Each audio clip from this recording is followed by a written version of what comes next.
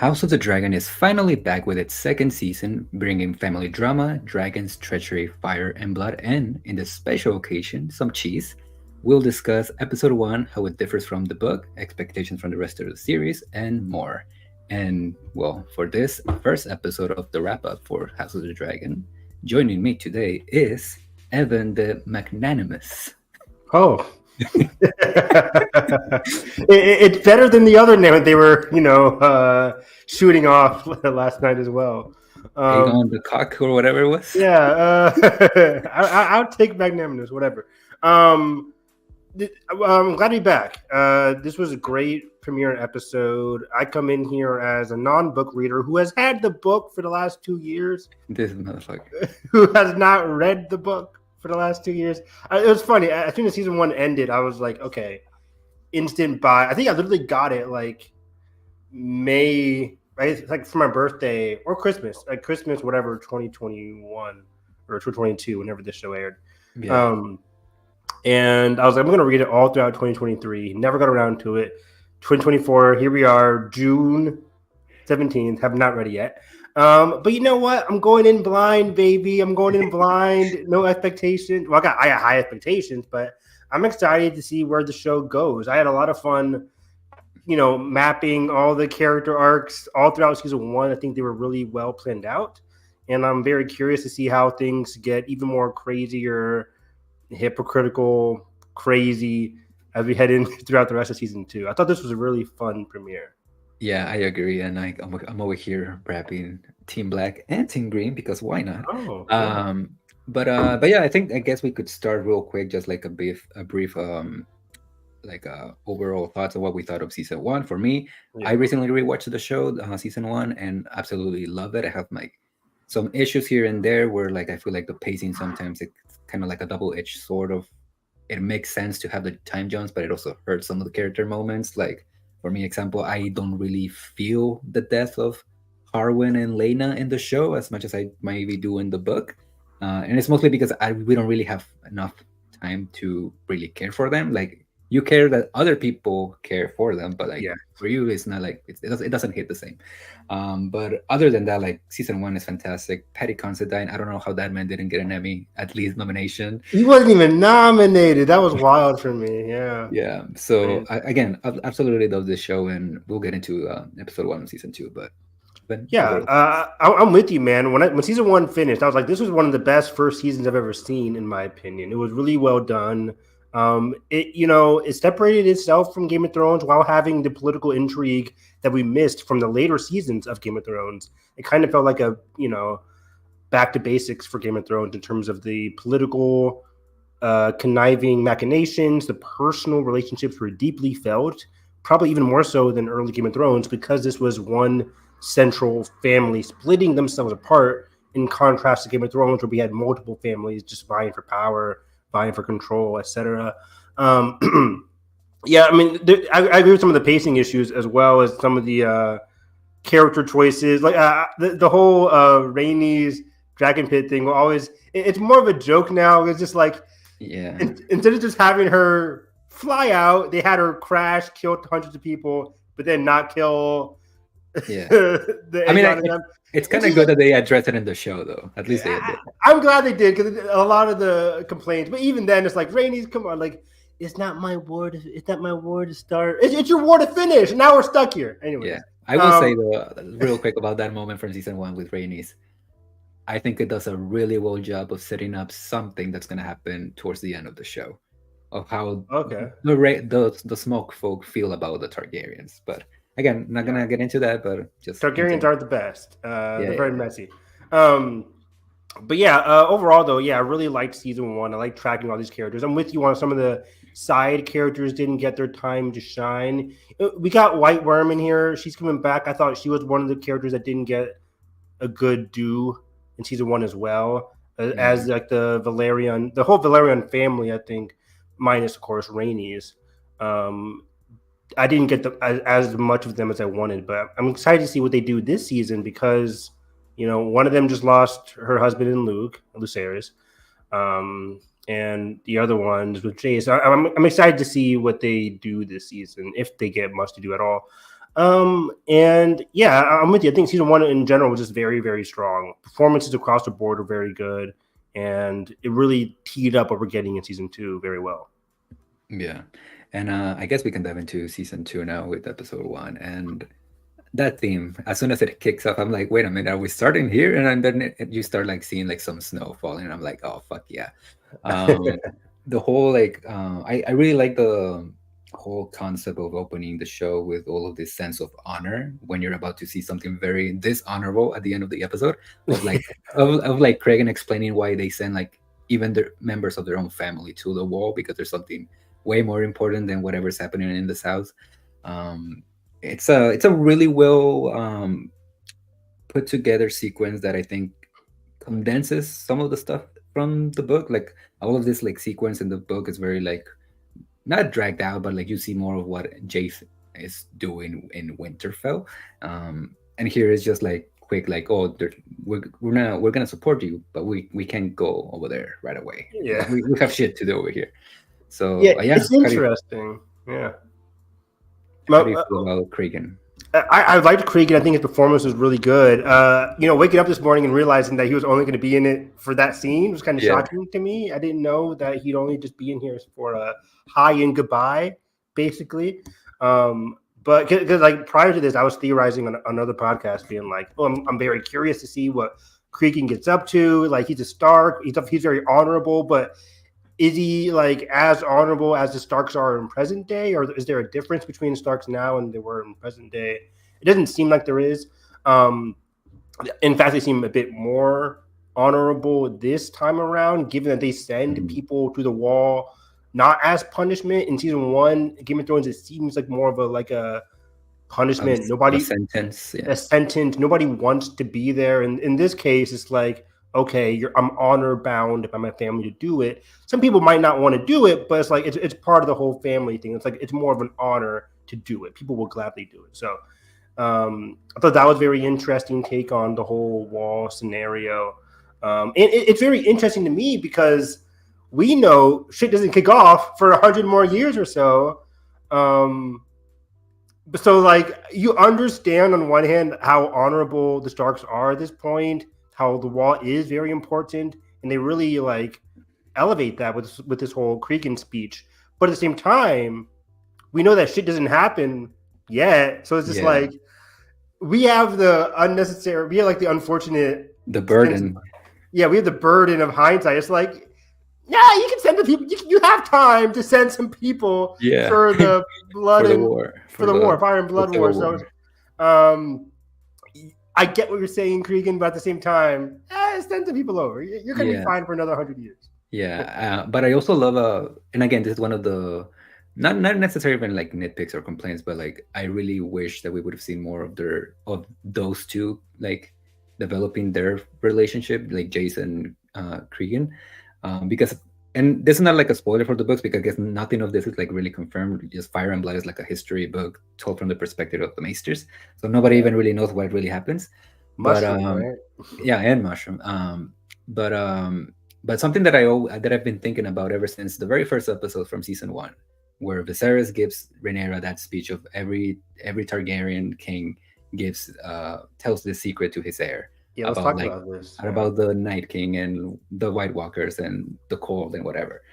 And ever since then, I've always thought that I think that Torrhen Stark, the last Stark king before Aegon came and conquered all the Seven Kingdoms, I've always thought that they were doing something similar with the wall and the knowledge of the White Walkers and everything. So I always view like since that first episode came out and like George R. Martin's like interview about it, I've always thought that Aegon the Conqueror and Torrhen had a conversation about it, and they came to like some kind of like pact, like an agreement where they would be telling their heirs about it, so they could be always be strong, like what is the word, allies. And like you can kind of see hints of it because you can tell that Cregan knows something, and the thing is like we haven't seen Jace be given the speech by Rhaenyra. I was going to ask that same question. Yeah.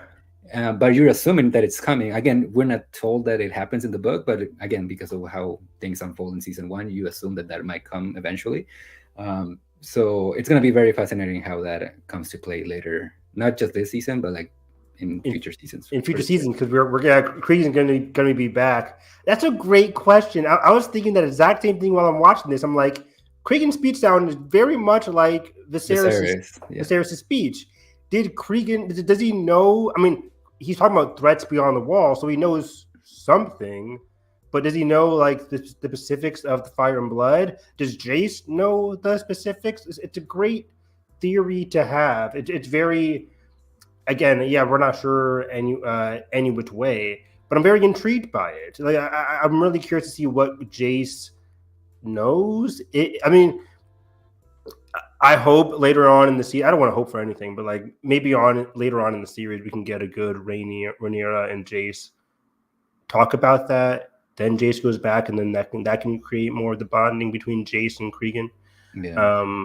That'd be very interesting. But yeah, I'm watching this. I'm like, Jace, speak up. Do you know something? But Jace seems very like, okay, oh, this is interesting news. Okay, yeah, like he's trying to soaking it all in. Yeah, he's trying to like almost like act like he knows, but he doesn't know. He doesn't know. It'd be funny if he goes back to Rhaenyra. He's like, Cregan's talking about this craziness about beyond the wall, Mom, and she's like, let's have a talk about that. He's not as crazy as you think. So yeah, that'd be very interesting, especially if he comes back. She's gonna be like, so where are the men for the war? And he's like, well, he can't give me all his men because of X, Y, and Z. And then she can be like, oh, that makes sense. That makes sense. Yeah. Okay. Yeah. Cool. We'll take the other men.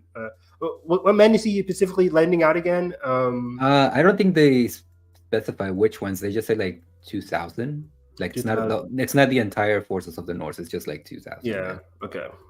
And the North are still regarded at this point as like very strong fighters, correct? Yeah. Basically, like almost like the Vikings of this universe in a sense. Yeah. Which is very cool. But yeah, just in general, I thought we were going to get some more stuff here with Cregan and Jacaerys, but especially because in the beginning of the episode, we get the letter about like what happened with Jace. That kind of like teased up the emotional arc of the episode, which I think was very smart. Yeah. But we also could have had that towards the very end or middle-ish, because we only see Jace again when he gives that talk to his mom, which we'll get to. So I think both of those scenes could have still happened later on in the episode, and we could have got a little bit more, just one or two more scenes, Jace and Luke. Or sorry, with Luke and Jason Jacaerys. Cregan, I mean. But we'll see. Jason facing new hair. Let me just say something. So glad that he changed his hair. I don't know what they were doing in season one, but that was not it. I forget what he looked like in season one. Was it not great, Bob? You know that Stark boy that you see like very briefly with like his hair is like around here, like almost like that's the kind of like the same cut. Kind of like what he had. Oh, yeah. I mean, I don't remember it that much, but yeah. If it's like that, then it's not the best, Bob. But yeah, Jace, getting to Winterfell, he had to look different. Yeah, starting with Winterfell, like Edgar said, was a very smart choice. So thank you for the comment as well. We missed Winterfell. I mean, they made this whole big ass set for nothing. Maybe they built it for the Jon Snow show, and they're like, we're scrapping the show, but we'll use it for House of the Dragon. Yeah, I mean, also I think it's also like a smart way to like simplify everything that happens, like, or at least what that we're told from the books that happens, because a lot of it is in Winterfell. They don't ever go to the wall, but I assume that it's easier to build the wall than it is to build a castle again. So that's probably why they had it like in the wall. Exactly. Oh, and speaking of the wall, let's talk about one of the other things, part of his speech, talking about in the past, the two dragon riders made their way to the wall, but even the dragons were afraid of venturing beyond the wall. That was very fascinating part of the story. That's straight from Fire and Blood. I think that in the show they mentioned that both the king and the queen went. In the book, it's only the queen that goes. She tries to go beyond the wall multiple times, and the dragon just like, no, ma'am, I ain't going over there. I ain't dumb. But yeah, that's like one of my favorite lore moments, because again, like in the show in Game of Thrones, we see like Daenerys go beyond the wall without problem with all three of her dragons. But like in the books, it's like, okay, what really is like the big threat? How what do the dragons know that they might be like in danger over there? Are they Mhm. really more vulnerable than they make it seem in the books and in the show? And obviously in the show, they get killed. One of them gets killed. So, Yeah. but yeah, But that it's funny because like one of them gets killed, but that's when the Night King and them are at like full power, right? yeah, Like they have yeah. a huge army. Night King is feeling like he's hot shit. So it's like I don't know if Night King is that ready right now. Um, but either way, the dragons are very much still scared of that of the magical possibilities of beyond the wall. You never really know what could happen. Oh, so when did this king and queen get there? Was this? I'm assuming this is way after Aegon's conquest, but in between Yeah, that. this is like so. This king and queen is the one that we see in the pilot for House of the Dragon, like at the small council, like the opening scene. Okay, yes, yes, Like yes. he's the who is it, father or grandfather of Viserys and Rhaenys? Yeah. Yeah, grandfather Is of his both name of them. Jaehaerys too, Yeah, or Jaehaerys. Yeah, yeah. same name as the little boy though that we see later on. Exactly. Yeah. Yeah. Very keep it in the family, everybody. Makes it very easy for the audience, not. But yeah. So Jaehaerys was the king that tried this? Or Yeah, he was like the histories in the books and in the show consider him to be like the best king that ever yeah. lived because he was very peaceful or whatever. I liked that part. Speaking about now season one, Jaehaerys was known as like this very good king. Didn't he have like a epithet? Like didn't he have like a last name Jaehaerys, the like consolidator or whatever it was? Yeah, that's his Um, like his name. Yeah, the and consolidator. it's funny how in season one, tracking Viserys' arc, Viserys was Patty Constantine. We loved him. His whole arc was just like I'm not special. I'm Yeah, not known for this anything really. he And was now trying to when be the people pleaser, but was failing like miserably. failing miserably, and they made it such a tragic fall where he's trying to keep this chaotic family together. That's why my favorite scene from season one is the dinner scene where he's just trying to keep things Mine together. too. Yeah. They do the whole the camera like the camera angles and everybody is so happy. It's a phenomenally well directed scene. The music is peak. You're like this is the last glimpse of happiness, and Yeah. then shit happens. It's like God damn it, we were so close. I always love those kind of moments in this type of shows. Me too. It's just like, oh, we're doing so good. Or like in Succession season 4 when they're all in the kitchen. I'm Yeah. like, oh yeah, and then the next day happens. um, Uh, so yeah, I'm just referencing that again. I love the history of these characters and how a lot of these characters are dealing with legacy. A lot of these characters are dealing with legacy, and trying to like put their name in the history books. yeah. We'll get into that with Aegon later on. But yeah, in general, great start to the episode. Yeah. What's after this thing here? Honestly, I don't recall, but I Oh, mean, we can just by the like way, move wherever we what want. are your thoughts on the new opening sequence? We got Oh threads yeah, this yeah, yeah, yeah. time. Let me just say, I am so freaking glad that they changed it. Not because the concept of the previous one in season one was bad. It was not bad, like the concept itself. I think the execution it was very confusing. Like Yes. I saw the idea of having like the intro being like the little Lego set that Viserys had. Like that's a cool idea, But like it's Yeah. very confusing. Like I don't know what's happening. I don't know what I'm watching. It's very hard to see like the sigils and like who is who. And this is just like clean, very colorful, very easy to see what's going on. I really like the how in just like a minute and a half it tells the story of like the Targaryens, so like the doom of Valyria, Aegon's conquest, then Maegor's the cruel, and then you see a little bit of Jaehaerys, and then you're well, we're now present day now with the whole Yeah. everything that we've seen. When it ends with like Aegon and Rhaenyra right on Yeah, opposite yeah, yeah, I sides. think so. Yeah, I really like yeah. that. I think it's the Iron Throne and the throne in Dragonstone. Yeah, Yeah.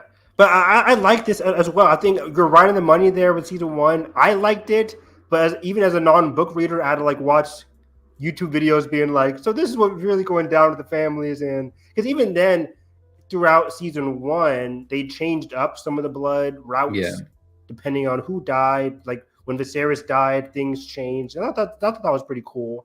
But overall, yeah, it was pretty confusing. And it took me as a non-book reader to watch some YouTube videos being like, oh, this is what's going on here. I'm like, okay, it makes sense now.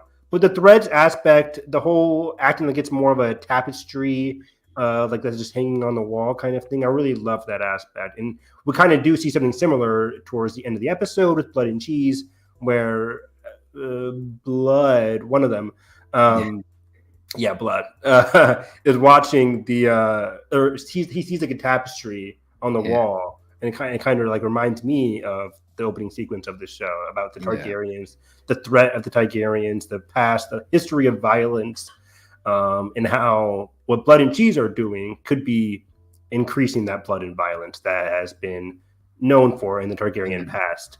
But overall, I thought that was really good. I'm still of the sense that I wouldn't have minded for Ramin Djawadi, whatever his last name is, if he made a new theme for House of the Dragon. I felt that way for season 1. I feel the same way for season 2. I get it. It's iconic. You turn on your HBOs. It's 9 p.m. You want to hear the fucking theme. It's kind of like when you watch. I don't watch football, but it's like when you watch football, you hear the NFL theme. Like you hear things that like kind of clue you in, get you all hyped, your heartbeats pumping. It's cool. I get it, but at the same time, take some risks. And now I felt that in season 1, especially because I remember they were making such a big deal about the intro not being in episode 1 and it was going to be something special in episode 2. And then they were like, well, we just reused the theme. And I'm like, then why were you making such a big fuss about it? Yeah, right? Like, come on. And the funny thing is that, you know how there's music playing at the end of the credits of the episodes? Mm-hmm. There's a theme in the credits of episode 2 that it's like a rendition of the Targaryen theme that I've always thought it would have made a really cool theme song, I guess, for like the opening credits of the show. I think it's I don't know what it's called. I can look it up, but it's in the soundtrack, in the official soundtrack of the show too. But yeah, like I'm with you. Like I wish it would have they would have make something else. I think the track is called, for anybody who wants to check it out, it's The Promise. It's also like a very short track. It's like less than 2 minutes, so it would have fit perfectly. But whatever. But I think from here, let's talk about, I love House Black, but how I think House Black got a lot of the praise for season 1. Like if you leave season 1 and you're at House Green, the show might be doing something wrong, even though you understand where Alicent's coming from. House Black is kind of like the underdogs, the people that you want to root for in season 1. You really feel Rhaenyra's pain in the closing moments of season 1. We follow that pain and grief in season 2, but we get a lot more, in my opinion, of the Greens' perspective this episode. Rhaenyra only gets really one line. You still feel her grief. You still understand what she's going through. And we get some of the internal politics between Daemon and Rhaenyra and a little bit in episode 1. But I want to talk about what's going on here with the Greens and what's going on with Alicent in particular. I really love Olivia Cook. Thus, I'm Team Green. No, I'm kidding. But no, I love Olivia Cook. She's phenomenal. One of my favorite actresses in Hollywood. And tracking Alicent's arc in season 1 was really informative and really interesting for me. She's probably one of the most fascinating characters, even if you're not in her team. For sure. And as somebody who's very much intrigued by character motivations and how the world of Game of Thrones treats women in the show, I love Cersei. Now, I was saying this on another podcast, but Cersei was one of my favorite characters in the show because the world is beating down on her, and it's the show is showcasing through Cersei how women navigate through this world, and of course Cersei is the negative aspect of that. But you kind of understand each step of the way where Cersei is coming from, even if she does things you don't agree with. Obviously, she's a very antagonistic character. But I didn't mind that. I love Cersei and Tywin are two of my favorite characters in the show. And they're antagonists, but along the way, it's very interesting seeing how the setting affects who they are as Lannisters. Same thing here, how the setting is affecting Alicent and how her journey per se in season 1 is affecting where she is now in season 2. Alicent is very much where she's a character where the walls are closing in around her. She's trying to play both sides. She's trying to play both sides, and she's stuck. She's physically and mentally stuck within House Green now. She is not, throughout this episode, he talks about trying to gain control of Aegon and her children, basically. And in season one, she wasn't the best mom to Aegon. Aegon wasn't the best kid either. But she had some difficulties with Aegon. And I like season two where she's still trying to cement that control. But also, Allison, like I mentioned, the walls are closing in around her. And she's trying to find semblance of control here in a world where women don't get that a lot of control. It's a very patriarchal society, obviously. So I liked seeing bits and pieces of where she's trying to navigate around that, get some semblance of control. And yes, that's going to come across as hypocritical, given that she was so angry, partially jealous of Rhaenyra for being able to get control and not follow the rules, something Allison can't do. And now, following the death of Viserys, and now she has her son Aegon. The queen technically is Helena now, not her. She's kind of the dowager queen. Yeah, she has no real power, and this would make things very interesting. Where she has no semblance of power. She's not even like the queen's consort or the queen's regent or anything. She's just the dowager queen, still trying to get some semblance of control. Everybody else kind of just pushing her aside slowly. Yeah. Just to add to your point about what you just said, I love the contrast, the parallels of her not having a real voice in the council, and being constantly being shut down by Otto and all of these men, when that's what she was doing to Rhaenyra back in episode 6. Exactly. Again, you can call her hypocritical and everything, but again, she is. Yeah, but that's what we love about her. Yeah, but that's what makes her so freaking interesting. Yeah, it's so fascinating. The thing that she was so angry about. She's let's talk about it now. She's having sex with Kristen Cole now. The other hypocritical mother effer who I can't stand, but I love to watch. Which I think it's been happening for a while, even in season 1. Where was he when the kids got in a fight back in season 2 and Aemon got an eye? There's they even make a point about oh, where were you? And they just give each other a weird look, but they never address it. And now it's finally addressed.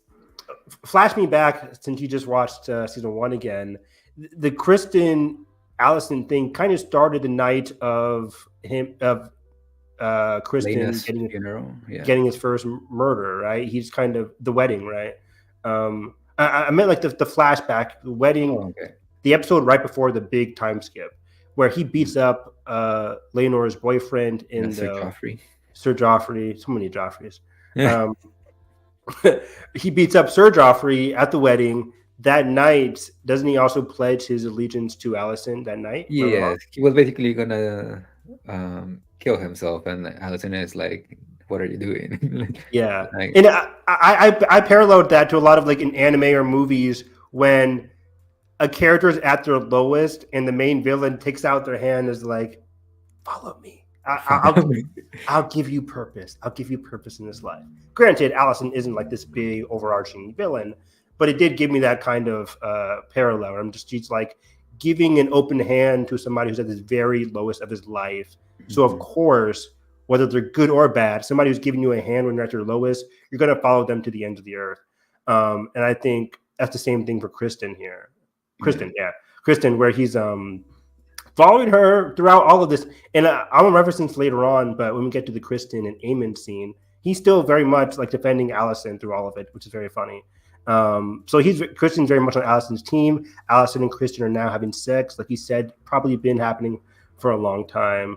They weren't banging in the opening scene, but they're about to. It's just very funny. Now she's in Rhaenyra's room. Again, it's the hypocritical nonsense of it all, right?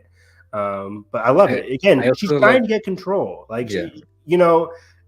She is forbidden to do all these things. They have all these rules. So does Kristen.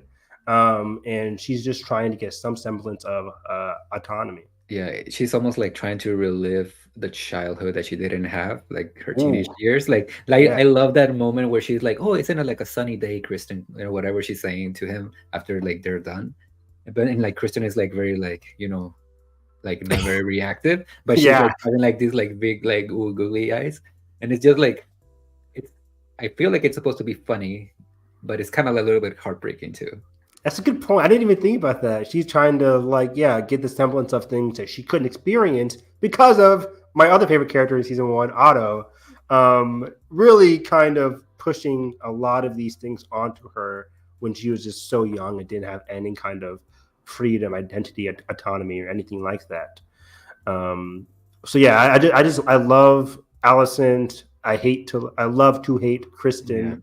So they're very much a chaotic duo, and Kristen's kind of all over the place. I'm sorry, I'm going all over the place here, but Kristen, um, you know, doing what the Queen wants, having sex with her, whether it's pleasurable or not for him, that's another story. But they've probably been doing it for a long time. But then this is the same character later on, and when he's talking with Eamon, talking shit about like Rhaenyra and how what's going on here, and he's talking to Eamon, totally not even telling him the lie of omission, not telling him, hey, I'm also effing your mom here. I wonder what Eamon would think about that to his best buddy Kristen in that scene. So that was just very fascinating as well. It's like these two knuckleheads who are trying to also vie for power as well. Kristen has been growing up as kind of like a knight. He's been growing up through violence, I think, is what you can glean from his character. Eamon, a very similar way where he's scarred in the past. He's been hit with a lot of pain and he can't really get over. So he craves violence. He craves, again, similar to Allison, he craves getting his power, getting any kind of like ability to do something that he wants to do. Hence his proclivity towards violence when other characters are like, maybe we should take it slow. He wants violence. He wants to showcase why he's so powerful. Yeah, and it's fascinating because he wouldn't be in this position of rising to the power if it wasn't for Rhaenyra picking him in the first place. And that's, and I love all of this like juxtaposition of how he absolutely hates this woman who all she did was like, hey, I have a duty. I can't just go over there and sell oranges on the other side of the fucking ocean. And now he's just doing exactly what he was gonna do with Rhaenyra anyway, just be Allison's whore now. Extremely hypocritical. Yeah, like you said, he's Allison's whore, and that's his duty now. And again, he always says like, I have to do what the Queen, King, what the royals demand.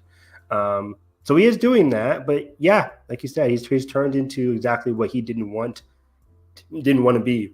Yeah, and for me, like the last like big moment for Allison that stood out for me in the episode was that scene where she's just praying, like lighting the candles. Oh, I love that scene. And like it's cutting back and forth between her and Rhaenyra, and just that very brief moment where she's like thinking about saying Luke's name, and when she finally says it, what really hit me is that she doesn't say all the things that she called all of these poor children when they were kids, like, oh, a bastard, oh, you're a strong. She just says Lucerys Velaryon. She finally says it because, like, again, like one of my favorite quotes from season one is something that Corlys tells Rhaenys of like, history does not remember blood, it remembers names. And like, again, like it's just like all of that coming together in that very like small but significant moment for Allison. And it just shows that there's still love there that she has for Rhaenyra and even some members of her family, and it's just gonna get very messy, especially with what happens at the end of this episode. It's gonna get even messier. I think that's why I like this episode a lot, and I think this episode is gonna be elevated by the events to come for people who didn't like this episode, because it is showcasing Allison's that shared grief, like you said. Like, yes, she's not fully behind Lucerys, but she still feels that shared grief. When they get to the council, she still is asking, so how's the letters to Rhaenyra? Anything there's like we killed her son. But it's very adorable because she's also like she's like a little girl almost, like, oh, has she responded back? Like, no, she texted back? She hasn't texted you back. She left you unread because she's in mourning, which again showcases how Allison is a little bit immature, but also she still has that love for Rhaenyra, which is being talked about behind her back. So she still has that love for Rhaenyra, which might be blinding her to the reality of the situation. And I think that reality of the situation hits her like a brick at the end of this episode, where we get a big parallel between the eyes zooming up to her and how Rhaenyra's eyes were zoomed in on at the end of season 1. It's like both of these mothers are like, oh shit, this is real. Like, even though Rhaenyra might have had some love for Alicent in the past, she's kind of like breaking that down. And I think, well, Alicent still might have had some love for Rhaenyra. That's slowly getting breaking down, and especially because of what happened at the end of this episode. It wasn't her son, but her grandson. It still is a big part of her line, and somebody who was going to be the future king of the realm. So that's. I don't know what the Greens are going to do now. Aegon, sorry, you talked about it last night, but you said Tywin Lannister. The memes for Tywin are all like, he's like celebrating. that a-hole's gone. But that was very funny. But yeah. Do you want to move on to Aegon or go to the Blacks real quick? I want to keep on Aegon, and I want to go for this whole council itself, because I think there were some seeds that were planted for future events here. First things first, before Aegon even enters the room, they're talking about the problems with the realm, and that kind of ties in with what Aegon does later on with the petitions. But things aren't looking so hot for the royals here, for Aegon and the Greens. It reminds me of like season 3 or 4 Lannister problems, where things are like, we're broke. I feel like every season for Game of Thrones is like, we're broke. We're like, we can't do shit. And the Lannisters always having to deal with the fact that they're broke and the people are upset at them. I felt like that was happening because then you see like people bribing the small folks, like giving free money, and they're like, "Well, I thought you were broke." Yeah, right. So it's very funny seeing here how and we see it later on with some of the Corliss scenes, but there is a blockade that is happening throughout the beginning of season 2, really trying to tighten the stranglehold the Blacks can, some kind of power the Blacks can have against the Greens. They can block them out, blockade them, and kind of whittle them down little by little here economically.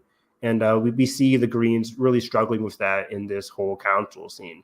Like, how do we deal with that? Like, do we send Vhagar out there?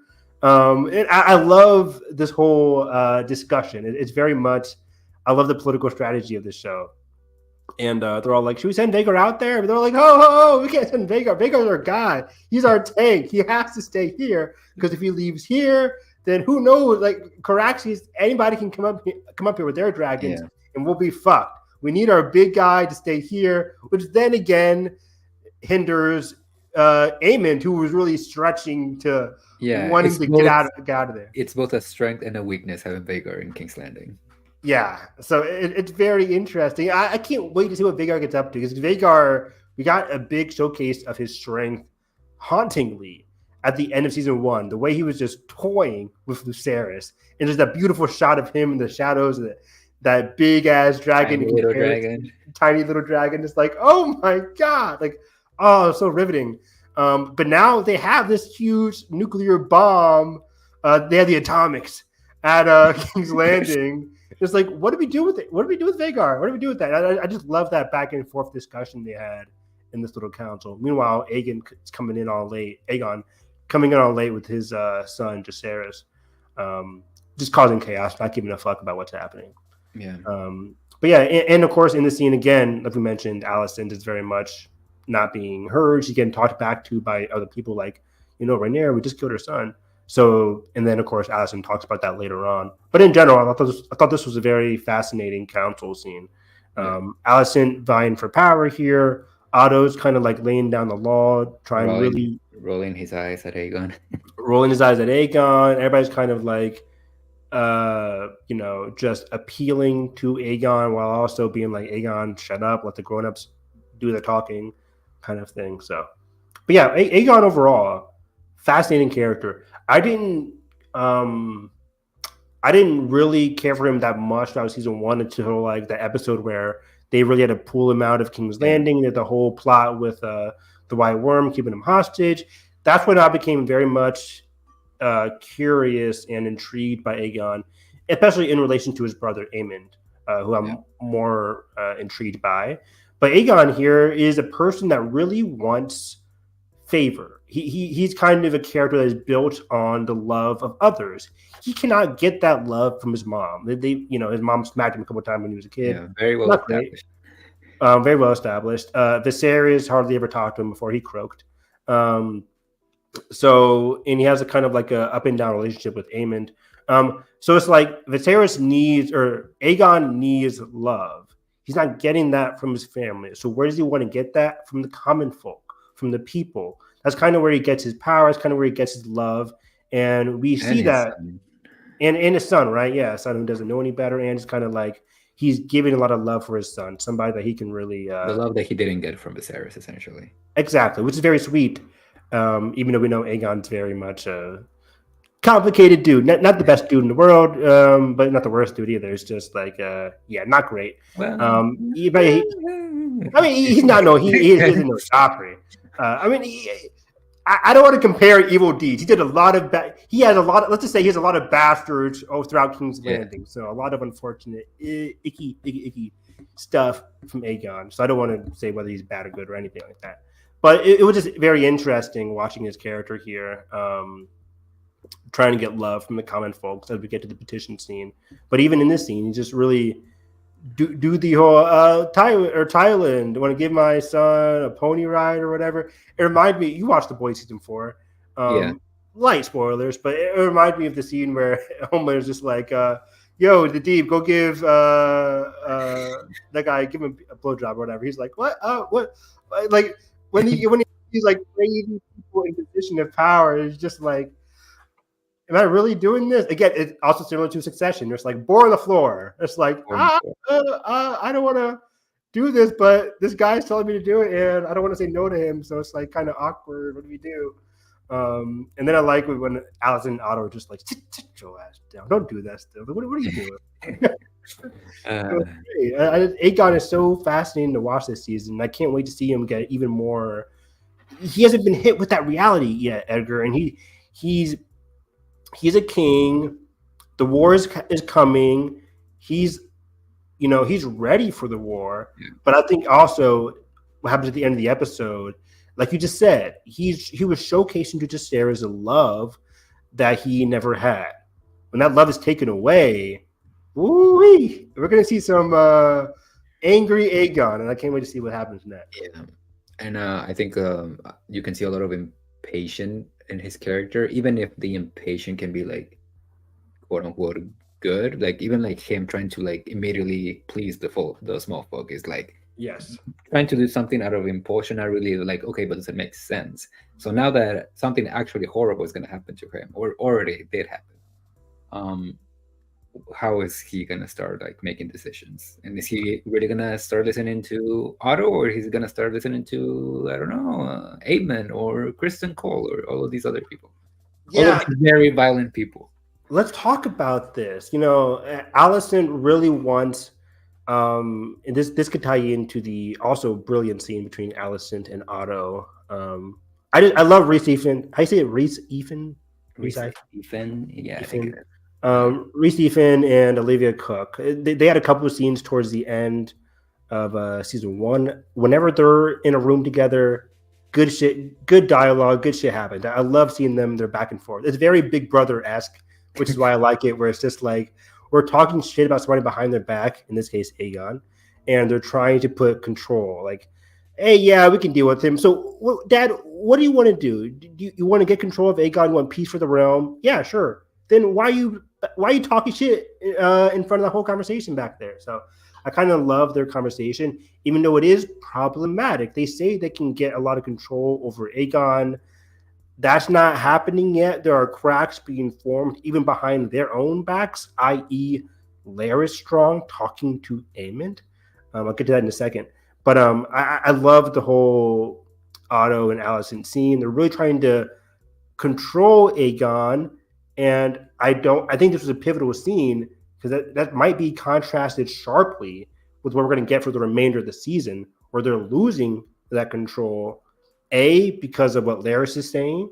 Laris is really trying to poke some holes in the idea of Otto really manipulating Aegon, and also the death of Jacaerys is really gonna free Aegon to just say like F Alicent, F Otto. I'm gonna do things my way. Aemond, my I'm gonna do my bro, own thing. I'm gonna do my own thing. And Aemond, my bro, he is hungry for war, just like he was. I think even in the council scene when Aemond walks in, Aemond, why are you here? My bro Aegon said I can be here, and it's like, Yeah. so they're getting closer due to this conflict, due to this war. Yeah. You And know, yeah, this is the kind of like a segue, I guess, to like the Kristen and Eamon scene, but I think something that we're gonna see throughout the show for whatever how many scenes we're gonna get. I think we're gonna see people like Otto realize that his grandson Aemond is gonna end up turning up how he constantly implied that Damon would. In fascinating. terms of like, because like I think Damon, while he's not like the best person in the world, I think he's very. I think there is some sense of honor in him to his family, to his brother, to his wife. Even if that honor tends to be violent, very very violent, there's that honor is still there. And Otto always tried to frame him as this, like, oh, this is just like a mad dog.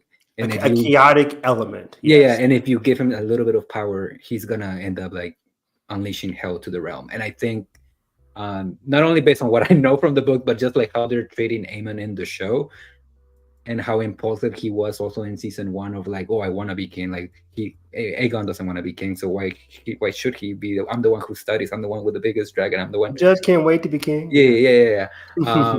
I think we're gonna see Aemon essentially be the the demon, the little devil that Otto always made Damon out to be. That is a fascinating comparison that I didn't even think about. He was so worried about Damon being this chaotic element and so much chaos. And Otto is a very fascinating character. Again, I mentioned Big Brother, but like in Big Brother, in social strategy in general, there are some players who don't do well with chaos. They like having that control. They like having like, okay, there's peace within the realm. I have my position. I can control X, Y, and Z. Yeah. I can do what I'm supposed to do. All of this started because of him. All of this started because of him, because he wanted to insert the Rhaenyra to be the heir, and he could have just let Daemon be the heir, play his cards, have Alicent marry Viserys, and they would eventually get Aegon, I mean, and rest is history. But because he had to like be safe, play it safe, all of this unfolds. All of this falls on him. Yeah. Yeah, which is very fascinating.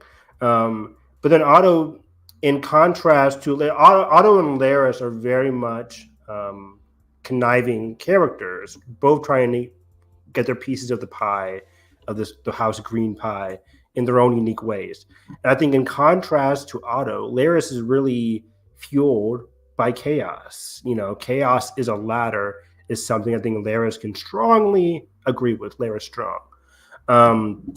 And I think that is something Otto really does not want. He does not want chaos within the Greens. He wants to have that control, however messy it is. He feels like he's in a good position right now, keeping control of Aegon. And so far, via the council scene, it seems like he has a bit of control, even though we are seeing cracks with Aemond coming in there. But with Larys coming in there, poking holes in Otto's puppet strings, slowly getting out the scissors over there, making Aegon a little bit more free of Otto later on in the season.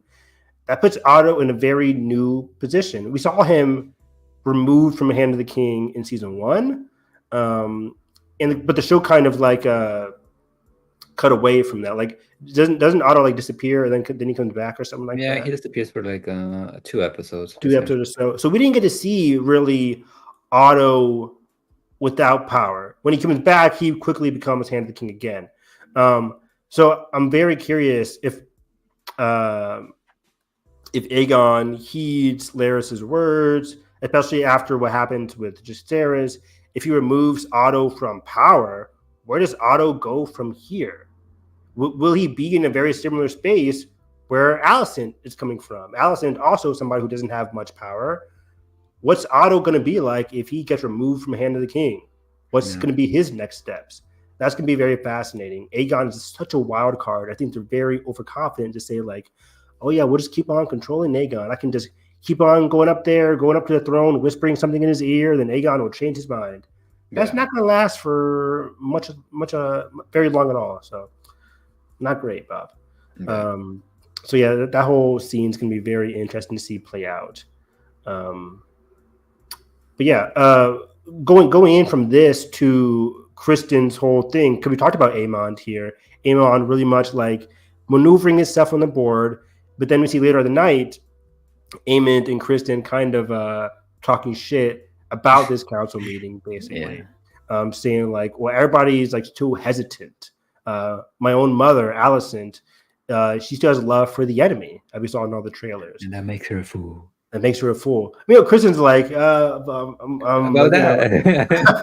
It's not Alicent, man. I'm telling you. Let me explain it to you again, Aemond. It's Rhaenyra. She's like a snake. She's a viper. She's really a spider. She's really suffocating Alicent here. She did all these bad things that really pressured Alicent. Come on, man. And then I imagine Aemon's head, he's like, yeah, sure, it's all Rhaenyra. Yeah. Anyways. Yeah. It's funny because like even Aemon basically accepts the fact that they are usurping the throne because he's not stupid. He knows his histories. He knows like how law works, and if the king says that this kid is gonna be the future heir, the queen or king, that's gonna be it, and he knows it. But like he's still like going along with like the usurpation because again, like he's enjoying it. He's enjoying it, and that's how he cements his power, right? He's enjoying it. And we didn't get the exact lines that Aemon says to anybody when he gets back from season 1. That was one of the more intriguing elements of the finale. I'm like, what is Aemon going to say when he gets back? We don't get those words exactly. We don't get those conversations exactly. I don't think he says anything. I think he just plays it as, oh yeah, I meant to do that. 100%. I think that's what we're supposed to imply when we get back to via his actions throughout this whole episode, the way he's kind of trotting in on the council, and they're all like, Aemon, what are you doing here? But he's all like doing like he's hot shit. You can infer that when he came back, he was like, Lucerys is dead, basically. How did it happen, Aemon? It happened. Like, yes. Yeah. Like, yeah, he doesn't really twice. Yeah, he doesn't really respond, and you can kind of see. And I like that route they took, giving us some time and just having the audience kind of infer via Aemon's actions what really went down when he came back. I especially love it because I feel like Fire and Blood, again, history book. We don't really know what's true or not. Yeah, and the show is giving us the answers, but not only is it giving us the answers, it's also giving us an inside look into characters like POVs. And I don't like, again, like in the case of Aemon, I don't think he's ever gonna accept what actually happened, but we know what happened, and we're the ones with those secrets that we know from the actual story, as opposed to in the books where all of these people are like, well, maybe this happened, and like we'll never know. And now we hold some secrets of our own, in a sense, as a viewer. Exactly, and we're still at the case that the show canon is usurping the book canon. Is that correct? Like in terms of what? Because I see people online are still saying like book versus show, but I think because the book is so POV based, not POV based, but just like hearsay based. Yeah. The show is kind of like showing what really happened in this case. I think it is. The blood and cheese thing is different because like Maelor was in the scene, Maelor is not in this scene, so it's a little bit different. Doesn't even exist in the show. Yeah, so I think in this case though, for most cases, I mean, the show canon is kind of like giving us bits and pieces of wasn't in the book, from what I hear. Yeah. But yeah, this whole scene was just very fascinating. These guys are, again, people who are trying to, through violence, get their semblance of control. Kristen and Aemond. And speaking of that, I think another thing that might be leading towards violence, does Kristen and Aemond mention like they have to go to, it's a location. Riverlands, Harrenhal. That close. So, didn't Damon also say he's going to Harrenhal? Yeah. So essentially, and this is something that always bothered me about Game of Thrones, at least towards the end of the show, is that there's a very common thing that happens throughout history when it comes to the wars, where almost every single war comes to an end in the Riverlands. Aegon's conquest, it ended essentially when he burned Harrenhal. The Robert's Rebellion, it ends in the Riverlands with Robert Baratheon killing Rhaegar. And there's like other ones. I think the one with Maegor and somewhere around the Riverlands too. And I'm not trying to spoil anything, but like essentially something happens in the Riverlands that kind of like puts a close to the war later on in the show. So yeah, like so so basically, yeah, like they even say it on the show, whoever holds this piece of land, they win. They're gonna win. They're putting their chess pieces Yeah. next to Riverlands, exactly. So yes, that's interesting. Like, are we seeing the trailers? I do this with the Acolyte a lot on Hyperspace Hype, but I'm just talking about like in the trailers. This is what we see.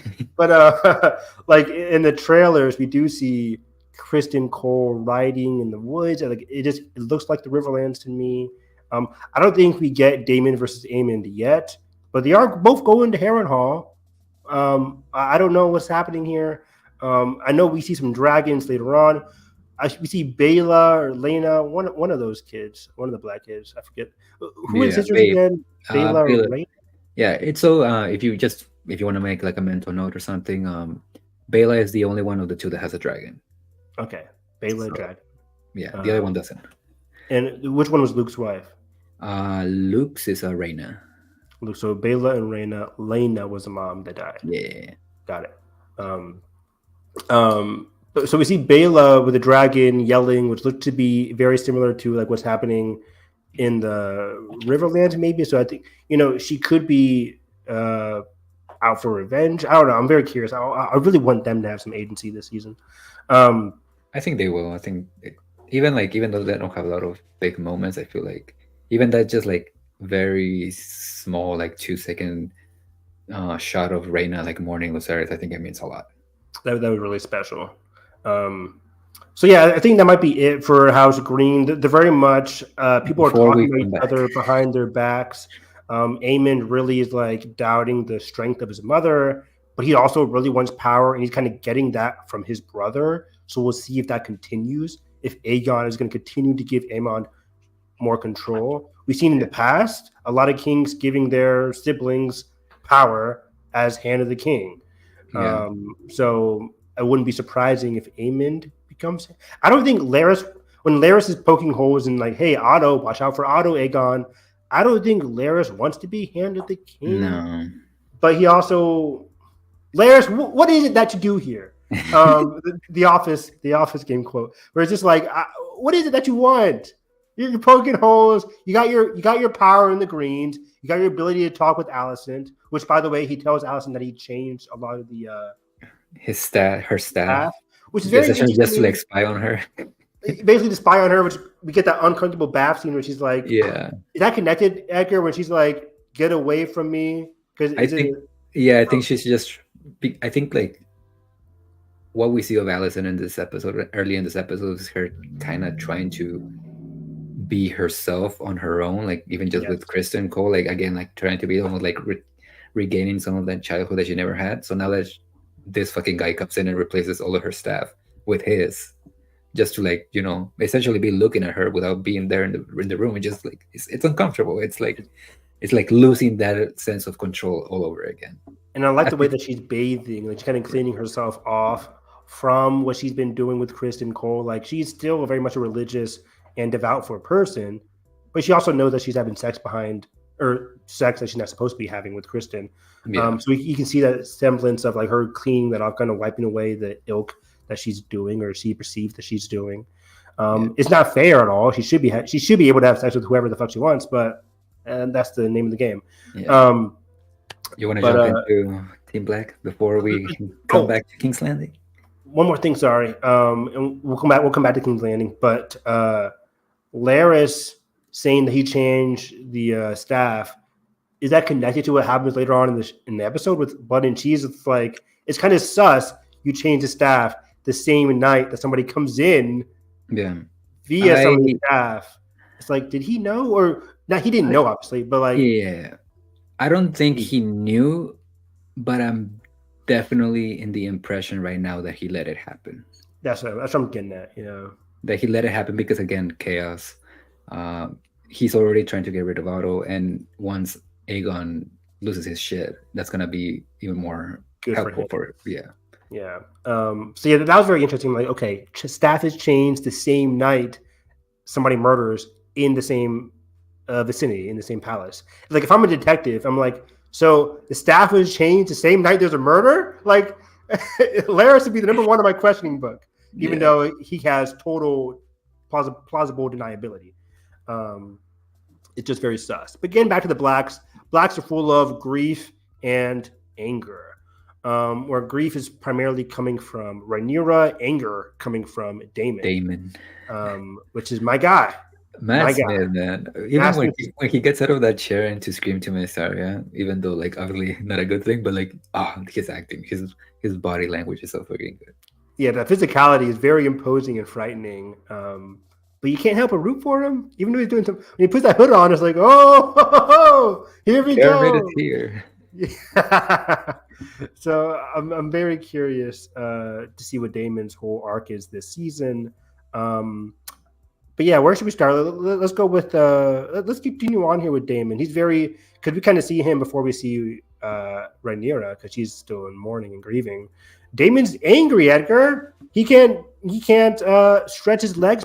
Very similar position to Aemond. Both of these powerful fighters, Daemon and Aemond, are on opposing sides, but they are still restricted because they're in this place where we know war is coming. We're positioning our forces, but we're not using our big pieces yet. We're not using Aemon and Vhagar. We're not using Daemon and Caraxes yet. It's coming, but the spark hasn't been fully lit yet, despite Lucerys' unfortunate death. So Daemon is fully like, war is here. I need to get out there. Rhaenys, don't get off your ship. Get back on that dragon. What you doing? I was dying.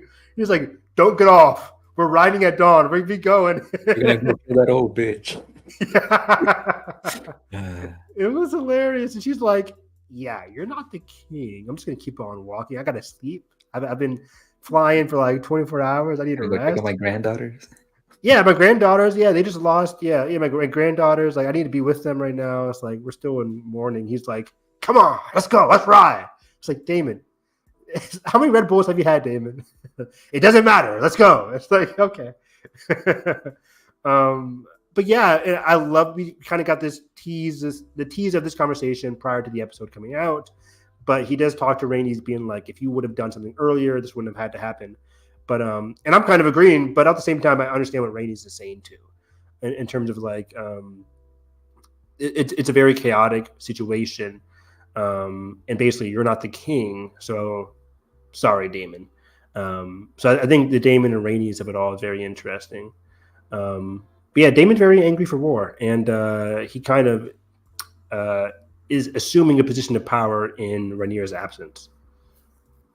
Yeah, and I also like that very small moment where he's like Rhaenys, I mean, she basically said something along the lines of like Rhaenyra, when I heard the news of my own child's death of Lena, I just heard it through a raven, through a little piece of paper, and like the little sad eyes that Daemon does, like almost like of shame that he couldn't do anything to stop it. Like, it's very like, again, like, not a great guy, but there's those moments of like there's some emotion behind those eyes. There's some emotion in there.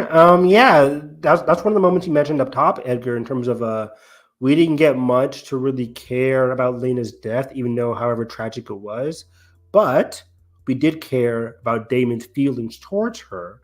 And again, I think this is a very much a showcase of that, where we see a little tinge in Matt Smith's eye to reflect on his dearly beloved passing away. Because I did like that scenes he had with, where was it, like in Essos, wherever they were, with him Pentos, and Pentos. Essos, Pentos, Jesus Christ. I mean, Pentos is an Essos. You're correct. Okay. Oh my God. I was like, I need a map. Anyways, Yeah, that was very fun. Um, and what else do we see from Damon this episode? We see like that back and forth with Mysaria about like them starting to plot the blood and cheese of it all. But like Yes, before that, yeah. before that, once Rhaenyra comes back from her, morning session, I guess. Um, I love that when she says like her only line in the episode, "I want Aemon Targaryen." The hint of a smile of this man of like, oh, finally I'm free to do whatever I want. Yeah, the Power Rangers. Finally, I'm free. It's yeah. Now he gets to do. He's like, now What you give he's me good carte at. blanche. You give me a blank check. Okay, cool. Like, I'm out of here. Let's go. You're right. Yeah, and I love that scene from Rhaenyra. She comes in here, and oh my God, Emma's performance. They're crushing it. Ever since the opening of episode 6, I've been very impressed with their work. But Yeah. my God, this episode, like those moments that they have in the beach, just utter heartbreaking. Peak. I Probably would have loved probably it. my favorite performance of the show so far, along with Thea Seven playing Helena. But yeah, Oh yeah, in episode 1. Yeah, she. Oh, we'll get to that. She was good. I would have loved it, by the way, if Rhaenyra stomped on one of those fishermen when she crash lands on the beach. Like, it's really a cool, dragon! Jump! really cool way that she gets off that dragon. Yeah, she's true. Like, It's kind of like people in action movies when they slide across the car. Very GTA like, but it was very funny. Rhaenyra comes in there and Rhaenyra is like, I want Aemond.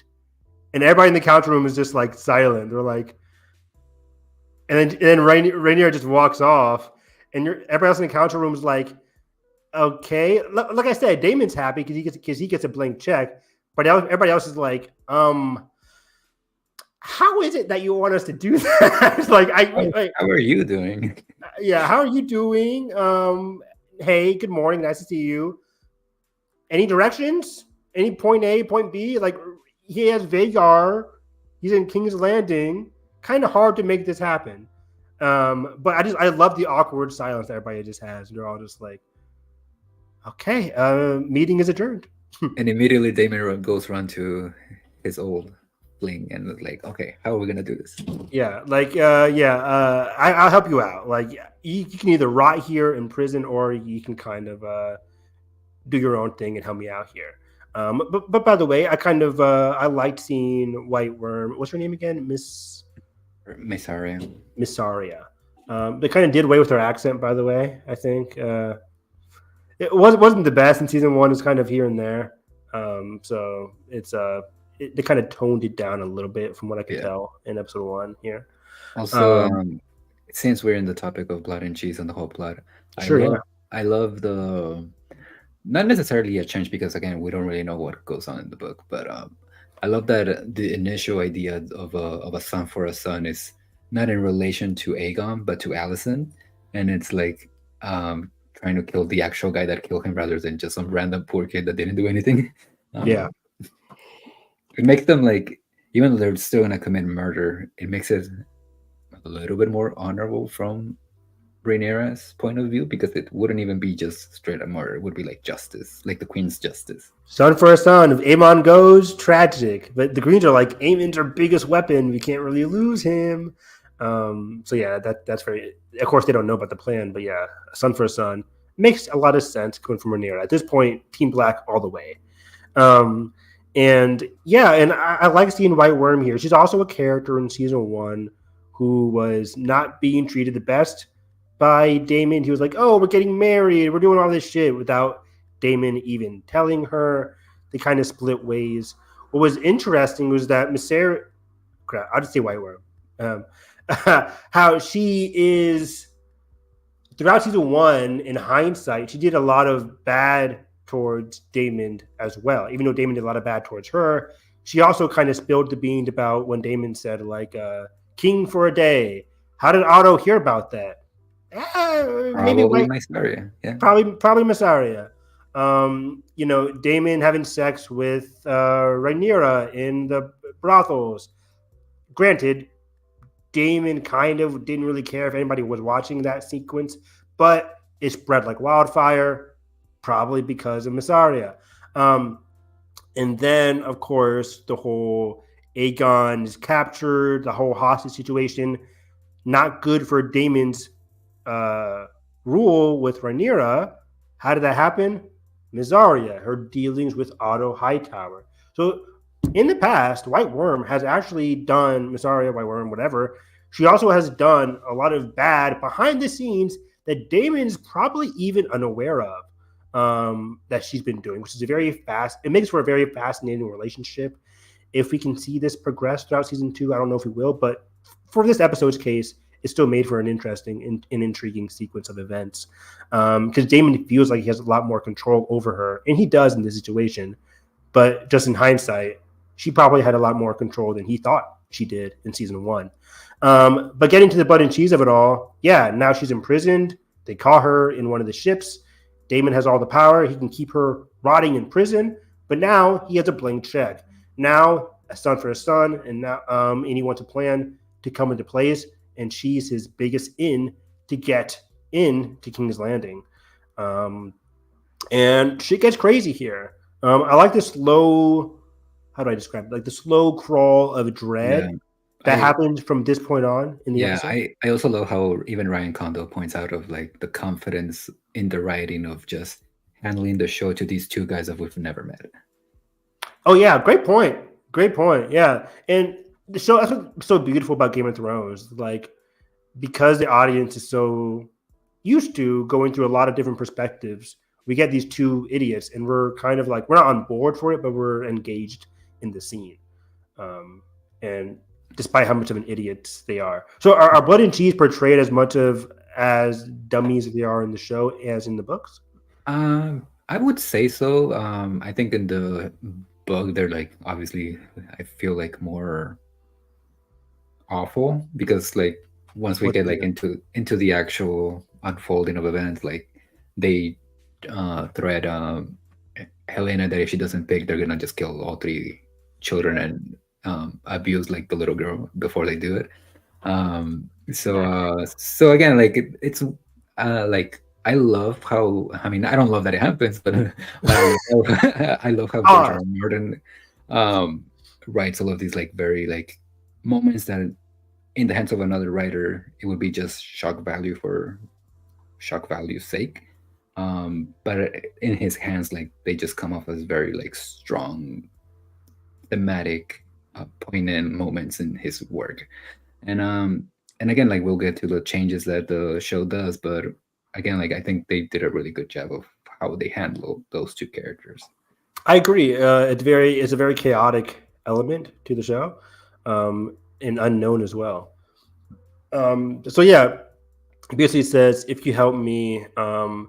So what's the exchange rate here for the White Worm and Damon? He says, if you help me, I'll get you out. Yeah, basically, you're good to go. You're good to go. Okay. And we cut to the next scene, and we see Damon walking into King's Landing. Yeah. King's Landing. With the ex-commander or current commander. I don't think he's a commander. He's not commander. He calls Damon hey commander. He's just a member of the City Watch. But But yeah, again, like I love the idea that they're not going after just some random kid, that they're specifically going for Aemond. Yeah. And again, like that little smile of that Matt Smith that he lets out, where he's like, when she's like, oh, and what if we don't find him? And I was about to say that. It's just like, well, a son for a son is a son for a son. A son for a son. And let's talk about this again, because yeah, you said it's like it's very honorable, a son for a son. It makes sense. But then we get to the kind of blank check, like kind of way of it all, when we see him say, like, "What if we can't find Aemond?" We don't see what Damon says, but you have to assume he says, "Kill a son," because there's no reason for Blood and Cheese to go in there and even kill Jacaerys if they're not getting anything out of it. If Damon was like, "If you can't find Aemond, then just leave," they would just leave. Or like, if they can't get any money out of it, they have no like political malevolence towards the Greens. Like, And even there'll be no reason to do it if Damon didn't say so. yeah, and even then, like let's say they could have found Aegon, and he is a son. He would be a son for a son, but like he's in the Iron Throne with all of these people and all of these guards, so they can just go and they just can just go back to him and be like, "Oh, fuck you, Yeah. you're dead." I do So wonder, well, what if scenario if Aegon went to bed and they walked into Aegon's room, the king of the realm, would they have been able to just slit his throat? Wow, that'd have been crazy. That would have been a son, but that would have tore the whole show wide open. But anyways, so yeah, a son for a son. We don't know what he says, but again, I have to assume he's like, he probably doesn't say Jacaerys verbatim, but he's just like, kill a just son, find a son, and the only person there is Aemond, Aegon, Jaehaerys. Jaehaerys. Yeah, those are the only three possibilities. Aemon's not there. Aegon's on the throne talking to people, and then we just have Jaehaerys sleeping. And they're making their way into the palace. We see Aegon talking to his best friends, random people, talking about his homies. Yeah, talking about like, what should they call you? And again, it's very funny. Again, Aegon. And as I was watching this, I was like, has he been sitting there all day? Like, go take a lap, Aegon. Like, get off the Iron Throne. But again, that's how he gets his power. That's how he gets his love and his affection. And I also love the fact that the blood and cheese of it all, it happened in front of their faces. It wasn't like they were just like sneaking around the secret tunnels or whatever. Like, no, they were just like straight up walking in. Anybody could have stopped them, but they didn't, because they were just there to catch rats for the queen. They're there to catch rats for the queen. And it goes to show how a lot of things happen in the show that the people at top, the hierarchy, they don't really care about the affairs of the common folk. The common folk are basically invisible to them unless they deem so, unless they deem the opposite. They don't really care about the affairs of people going on below them, which is both good and bad. In this case, very bad. So yeah, they just walk on by past Aegon, the Magnanimous, whatever it was. Magnanimous, thank you. And they kind of get lost along the way here. Blood's like, motherfucker, you said you knew where to go. He was like, oh, I knew how to get to this point. I don't know where to go from here on, basically. And did they split up from here, or they both make their way to Helena's room? Yeah, here's something that I bet what happened behind the scenes. Like that maid that's in the room when Blood is like trying to like put like a box to catch a rat or whatever. Yes. I bet you whatever you want that woman went and ran to Laris to tell it was like being essentially like, oh shit, it's about to hit the fan, so be ready for the morning. Wow. That would be very interesting. I did wonder with that maid just standing there. I was like, what if she just like, Queen, like in Harry Potter, Sorcerer's Stone, it's like, there's a troll in the manor. It's like, troll in the dungeon. So it's like, what do you? Is she gonna say anything? But of course, the maid kind of disappears. But that's a good theory. I kind of like that theory that she went to go tell Laris. But either way, they make their way to Helena's room, and this is when things get tragic. Yep. I guess I could explain how it differs from the book. So yeah, let's talk about that. I watched the video last night about the narrated video about Blood and Cheese, but it was very fascinating.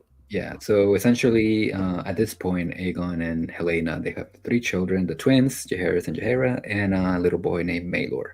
And what happens is there's some mates with them in the room in the chambers. Blood and Cheese kills them, and then essentially the same thing happens where they're like asking her to. Which one of your children is the oldest? Which one do you want dead? But because there's no second son in the show, it's between just there's no Maelor, it's just the twins. Yeah. But like in the book, they make her choose between her 2 sons. She chooses the youngest one because he's not the heir after Aegon. So he wouldn't know any better. And he wouldn't know him any better because he's like 2 years old. So he doesn't even know whatever happens. So I think it's Blood or Cheese, I forget which one, grabs the little boy and he's like whispers in his ear, like, oh, did you hear that? Your mama wants you dead. And then the other one, Blood, just like swings his sword and decapitates Jaehaerys. They do like the old switcheroo kind of thing and kill It's like, oh, the you pick this one, we're gonna kill the other one. yeah. So yeah, essentially they kill the most important one of the kids. And again, kind of similar to the show, but like the show again, Mailer is not here; he doesn't exist. And for me, what makes it so interesting, fascinating, and twisted is throughout season one of the show, we had this thematic through line of daughters and sons and how the realm views the sons as to be the most important ones out of the two, if you have the two genders, I guess. We see this with Rhaenyra and Daemon of like, oh, we should pick which one do you want as your heir, and it's like, well, Daemon is the guy, he's your brother, so that should be him. He's like, nah, you maybe should change it to Rhaenyra. And like, and again, like once Viserys names Rhaenyra, he never changes his mind, even though all of these people keep telling him to change his mind. And once we come to this moment of again, like women don't have a say, they can't really make any real decisions about their lives. You have this moment of Helena finally being given some kind of agency of choosing the future of one of her children, and she chooses the girl over the boy, and something that I don't think Otto would have ever done with Allison or his son, or something that if this was Allison choosing between Aegon and Helena, she wouldn't have thought about it twice because of how embedded rigid her mind is. Her mind is about like, oh, Aegon is the heir, Aegon is the heir. She would have picked Helena probably in this situation. So again, like it's different from the book, but again, it's like continuing this like thematic through line from season one that the show has established about daughters and sons, and I think it's really fascinating. I completely agree with everything you said there, and adding to the tragedy of it all is that Helena as a character is somebody the audience and the characters within the realm don't really take too seriously. You see this portrayed throughout season one, obviously, where she's looked at as kind of like a space cadet. She's kind of like spaced out. They don't really listen or heed her words. They're kind of like, okay, Helena, whatever. She's a little cuckoo. And even in this episode, when Aegon comes in looking for Jaehaerys, he can't find him. He goes away to the library, but before he leaves, Helena says, oh, and beware of the rats. And Aegon looks around like, what are you talking about? You're crazy. Granted, we know she has the foresight, but again, just in general, she's looked at as an unreliable character. And what makes this so tragic is that finally, at the very end of this episode, when she points to Jaehaerys, Blood says, there's no way this person is telling the truth. She must be lying to us because there's no way she'd actually point to the boy. She knows how important he is.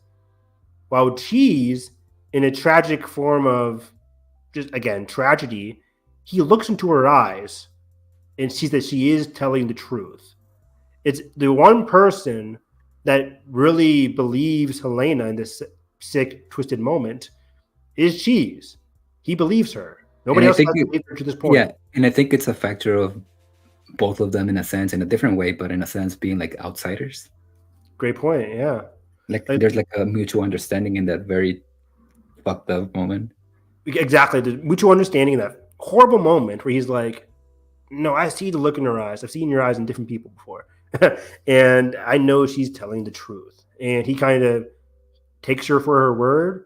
And they do kill, they end up killing Jaehaerys here, which is just, And again, I think a lot of the criticism from the scene that happened last night was that like it was very much toned down.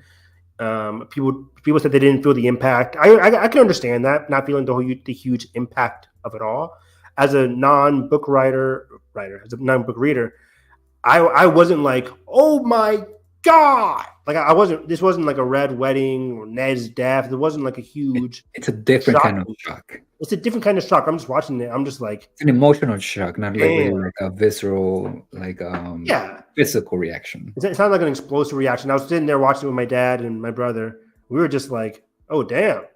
It wasn't like a, oh my god, but it still affected me. I was still like, damn. Especially when you hear the crunch. Yeah, I don't even describe it. Sound design The of the sound the design. knife, like or whatever they're using, like reaches the bone, and you can just see like. It wasn't even just like a guillotine. It wasn't like a clink. It was you hear the carving of the neck, and that's what made it more just like, oh damn. And you're much more in Helena's POV. You're much more engaged with what she's going on there. And I was like, why isn't she screaming? But no, that's not Helena's character. And it's been established in season 1 that she's not like that. Like there's, like I know, like I've heard like fans theorize that she might be like some kind of like almost like an autistic kind of character, where a lot of her reactions are like very like toned down, or like but they can also be like very big. Like when like Damon beheads Vayman in episode 8, and like she just like covers her ears, even though like obviously like why would you do that? But like in her specific circumstances, like that's something that she would do. And also like the moments of like Allison like trying to like reach out and give her like a pat in the back or like a hug, and she just kind of like begs and doesn't like that, and which makes it even more tragic how like Blood finds Cheese holding her, because she doesn't even like being touched by her mother. Imagine what she's thinking in this moment. Oh God, I didn't even think about that. That's a good point. Oh man, that's fucked up. So yeah, Helena, like you said, she takes agency, and like we've been talking about in this episode in general, agency, whether she realizes or not. But yeah, whether she realizes it or not. Good point. In this episode in general, we've been talking about a lot of women, a lot of characters trying to vie for their agency. Allison was the most notable in this episode, trying to get some agency via the sex and via the council scenes. Amond wanted to get his agency. Laris trying to put some strings in there. And then we see in this unfortunate moment, we see Helena, like you said, unknowingly or knowingly, trying to get some agency in the life of her daughter there. It was just an all around very tragic scene. I think, again, it's very felt because of that sound design. And the kind of like the horror of her walking through the halls. And it's so sad. This is a daughter, Helena, who just lost her son, her child. And where did she go? To her mom. It's very childlike. It's something happened, even nightmare at night. Again, like a girl being trapped like in a woman's body. Yeah. Exactly. Where do you go when you're feeling that fear? Where do you go when you're feeling like that danger? You go to your parents' room. She goes in there, and Allison is getting the goods with Kristen. And it was just a very awkward, tragic, crazy situation in general. And I love how she phrases the very last line in the show, in the episode of, she doesn't say like, oh, they killed my son. No, she's like, they killed the boy. Again, almost like that, like that girl, like innocence type of thing, like still being in her, like not really like clicking what really happened. And like, if she says like, oh, they killed my son, then it becomes real in a sense. Good point. Yeah. It's kind of like she has like the third person limited expression where she's just kind of like out of the situation, but she is in the situation, which makes it all the more complex. Like, yeah, they just killed the boy. But then either way, Allison understands the message. And you can see the look of just change from like, oh, it's like, oh shit. This whole episode, Allison has been like, Rhaenyra, like maybe there's a war happening. She's reluctant to that, but then she says like, it's not something that's wanton. We don't have to want this war. Meanwhile, all the men in the room are kind of like ready for it. But this might change things for Allison, where she's just like, where she also might want revenge, because we know Aegon does. From the trailer, you think? So I guess Allison just lost her grandson and the future of the realm, basically. And oh boy. But yeah, I guess we can get into whatever we expect from the show and then wrap it up. Yeah, here. Rest of the show, I kind of been teasing it throughout this review here, but we're all in for some chaos. Chaos is a ladder. I think Otto's getting fired. I think Laris is up to some shit. I think Aegon's going to be pissed. But is Aegon going to get on? What's Aegon's dragon, by the way? Help me out. Sunfire. Sunfire. What a great name. Is Aegon going to get on Sunfire? But he's a king. He can't really leave the realm. But he's angry. He's a boy. Like, what's going to happen there? Aemond Is Aegon going to give Aemond carte blanche, a blank check, just like Rhaenyra gave Daemon a blank check? Like, what's going to happen? Aemon's going to be like, yo, bro, let me at him now. I'm ready. And that's going to be very, I'm a huge fan of Daemon or of Aemond and Aegon and what their sibling brotherly relationship will yield in this season. And I think Lucerys' death was a spark for the Blacks. It really said, like, okay, we're ready for war. Let's do this, especially from Daemon. Meanwhile, Rhaenyra was grieving. This time, from the Greens, they were like, yeah, we kind of struck the first blow, and we're setting up our pieces to get ready for that retaliation, but nothing truly tragic has happened to them yet. They haven't felt the anger that Rhaenyra is feeling. They haven't felt the anger that Daemon is feeling. So while the war is happening, the Greens are like, okay, they're preparing for it, but they're not really engaged for it. Besides, like, again, Aemond, Kristen, those boys are ready for anything. But now everybody's going to be really engaged. Aegon's going to be there. Aemond's going to be even more so. So how is that going to spiral out of control for the Greens? And yeah, we had the whole trailer for the rest of the season, but I'm so curious to see how far the scale of this season expands beyond the confines of season one, where season one was much more so King's Landing, Dragonstone. Like, what's going to be the big scope of this season as the war heats up? Are we going to get our first big battle next week? I don't think so, but I don't know. So there's so much to say, so much to think. I'm not really sure, but we're in for some blood. Yeah. Not so much cheese, but a lot of blood. Yeah. And speaking of the Greens, there's also some like footage of like the people in King's Landing being upset at them. Yeah.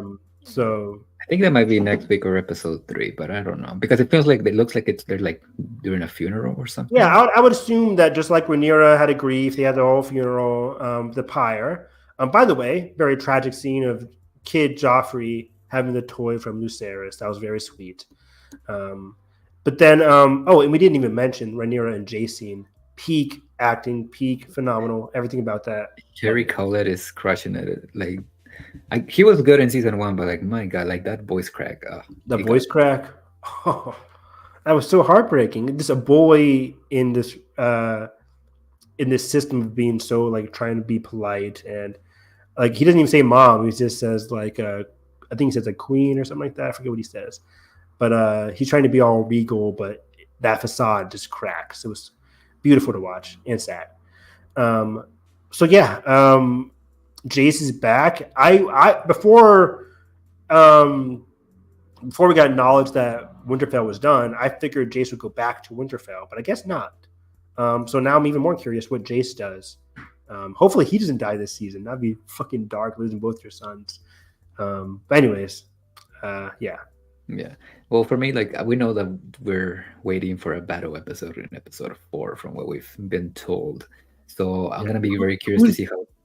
Sorry, who's directing that one? Do we know yet? I think it's the same director from this episode. Oh, Alan Taylor. Alan Taylor, yeah, I think it is. The Thor 2 guy? The Thor 2 guy. No, but like, yeah, I'm very curious to see how things are gonna start ramping up for both sides while still maintaining some kind of like pacing and giving us some of those little character moments. A character moment that we didn't talk about, but like I'm very curious to see how it unfolds. It's that conversation that Daemon and Sir Eric have, one of the twins of the Kingsguard. Yeah. Of like how he's like, like you could have done something about Aegon too. You could have ended all of this too. Basically giving him the same speech that he gave to Rhaenys. Yeah. So yeah, like I am looking forward to more of those small Eric and Eric, yeah. And I like Eric being like, dude, I was loyal to the royal family. Royal family. What are we supposed to do now? What I do when the royal family is bitching on each other? I didn't know which side. I chose a side, but I'm not going to make my stance in front of everybody, motherfucker. I would have been killed. Yeah, I understand where he was coming from. Yeah, so it's a great moment how to like also like, because he's like not really like in a position of power like he is in the King's Guard, but like he's like it doesn't really give you any power. So it's a really cool way to give us a look into the perspective of the smoke folk in a sense Hmm. of like how they're thinking about this war. And yeah, that's something that I'm really looking forward to about the show. And we'll be coming back every week talking Every about week every we talk about it, and we're going to be tracking the Vagar nuclear bomb scenario of it all. Who's Vagar going to kill next? He got a taste of Luke, and Aemond and Vagar are hungry for more. So when's that power going to be unleashed? I can't wait. yeah. So yeah, with all of that, Evan, where can people find you? Follow me on Twitter, Harris EV9. Tons of podcasts these days. So currently, Nathan and I are doing a Fox Marvel commentary. We've been doing that ever since the beginning of May, maybe even earlier. We're watching all of the Fox Marvel movies in the lead up to Deadpool and Wolverine. Will that crack 200 million? It's looking very likely. I'm gonna win So again, baby. I'm looking at the list. I'm like, man, Edgar's killing me. Because I had the choice between Inside Out 2 or Despicable Me 4. I chose Despicable Me 4 as my first pick, given like the success of the last couple movies. And granted, Despicable Me 4 could blow up next month. We'll see. But Inside Out 2 had one of the biggest opening weekends of the 2020s. So there we go. But anyway, so yeah, tonight we are watching Fantastic 2015. My favorite movie of 2015 was Fantastic. Just kidding. But I haven't watched that since theaters, so it's going to be. I don't think Josh Trank has either, so it's going to be fun to watch. So also, I've been doing other podcasts with this other channel called Orange Grove 55. I have a podcast coming up this week where we talk about the history and legacy of Pete Docter, the current head of Pixar. What else are we doing? Oh, at Nathan's channel, Hyperspace Hype, we are talking about The Acolyte every single week, tracking the characters of that show. So if you love The Acolyte like I do, then come watch that podcast and follow me for all my podcast updates. Yeah, and you can find me at EDG on Twitter, Instagram, Letterboxd, all social medias. You can also find some of my written work at Loud and Clear Reviews and the Cinema Spot. I guess I think I linked it already on this video, but you can check out my old House of the Dragon Blu-ray 4K thing.